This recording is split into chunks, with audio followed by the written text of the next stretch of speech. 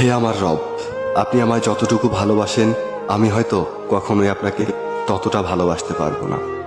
তবে যতটুকু ভালোবাসি ততটুকুর বিনিময় না হয় আপনি আমাকে ক্ষমা করে দিন।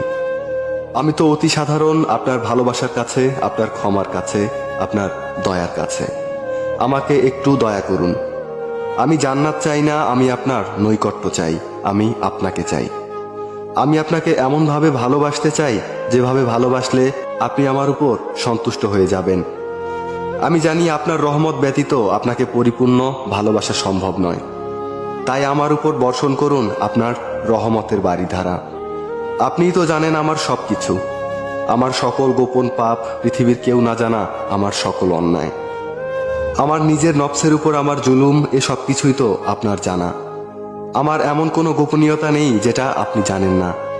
তাই তো আমি একমাত্র আপনারই প্রার্থনা করি, সেজদায় নত হয়ে একমাত্র আপনারই অনুগত্য প্রকাশ করি, দুহাত তুলে একমাত্র আপনার দরবারেই ক্ষমা প্রার্থনা করি।